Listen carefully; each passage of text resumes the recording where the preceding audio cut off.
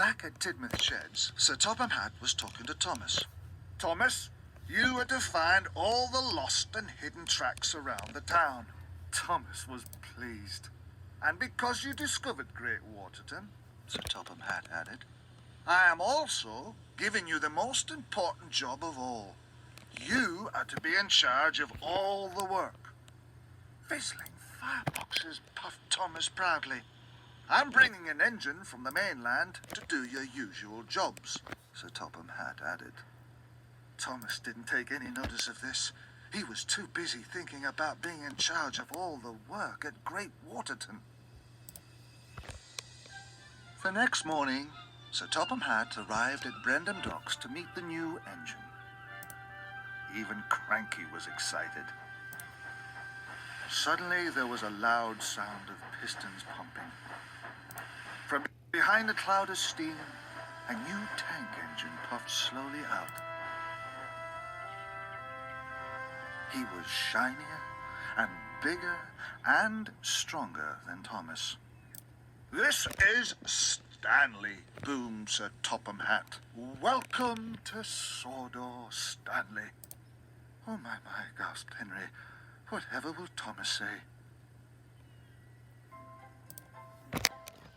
Thomas didn't know that Stanley had arrived. He had been busy. He had already found a lot of hidden tracks.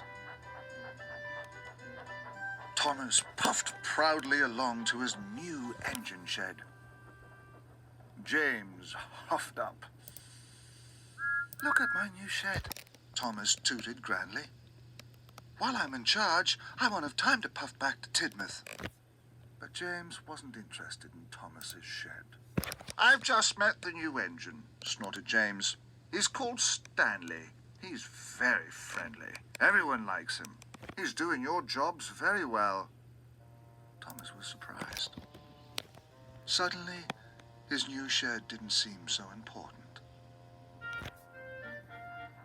The next day, Thomas had to pull heavy freight cars of stone to the docks. He stopped at the washdown. He saw a shiny new tank engine.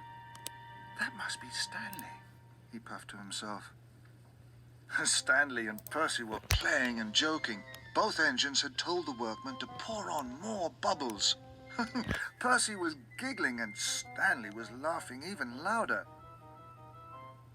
Thomas felt left out.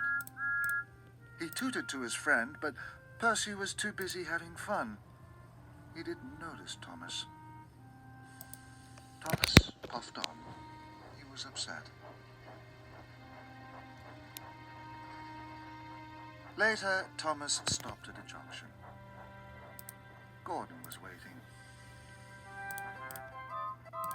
Suddenly, with a whoosh and a whistle, Stanley raced onto the main line with Annie and Clarabel. They were having a wonderful time. They clattered straight past Thomas.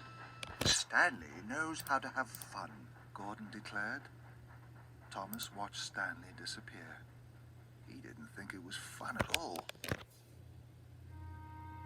That night, Thomas puffed into Tidmouth Sheds. He was very tired. Tonight, he wanted to be with his friends. Cinders and ashes, he gasped. Stanley was in his berth. Stanley blew a high sound from his whistle.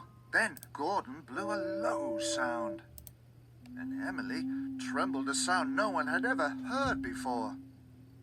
All the engines whooshed and whished with laughter. Hello, you must be Thomas, whistled Stanley. Hello, Thomas, chuckled the other engines. But Thomas wasn't chuckling. He didn't like Stanley doing his jobs, or pulling his passenger cars, or being everyone's best friend.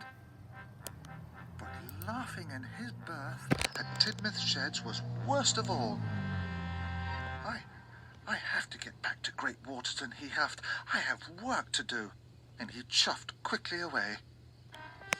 Thomas wished Stanley had never come to Sawdor.